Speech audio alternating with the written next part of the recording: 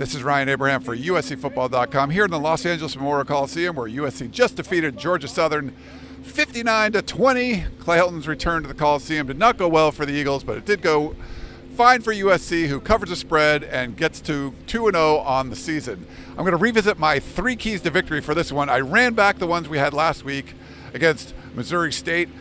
Got very close, 2 out of 3, and the third one was pretty close. But the first key to victory was no turnovers for quarterback Jaden Mayava. USC did have a turnover in the very first drive of the game, but it was Wayman Jordan fumbling. Kind of put USC behind a little bit, but I thought Jaden Mayava did a pretty good job of kind of sticking to the game plan. He put the ball in harm's way one time. It was a near interception that did hit the ground, but didn't turn the ball over, so that was key.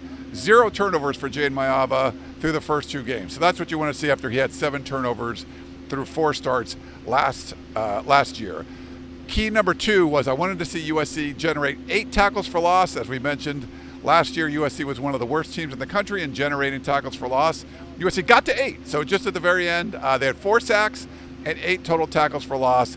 Kind of got gashed a little bit at times. I thought Georgia Southern did a nice job moving the ball in their second game of the season, but USC did make a bunch of negative plays. They got to 8, so they hit that key there. And my third key to victory is the one that didn't come through. I wanted to see Husan Longstreet, the backup quarterback, come in and throw a pass before the end of the third quarter. He had an opportunity.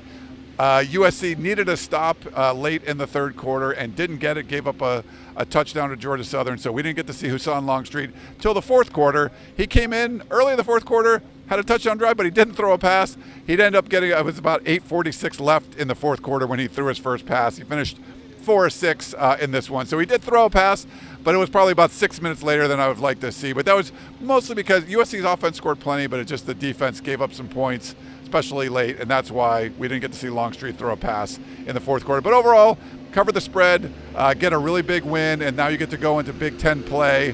Feeling pretty good about things. Last week, I think, almost flawless. This week, there was a lot of things on tape that you can actually take a look at and try to improve on. So that's going to wrap it up here in the Coliseum. USC defeats Georgia Southern and Clay Helton 59-20. Make sure you check out USCFootball.com for more.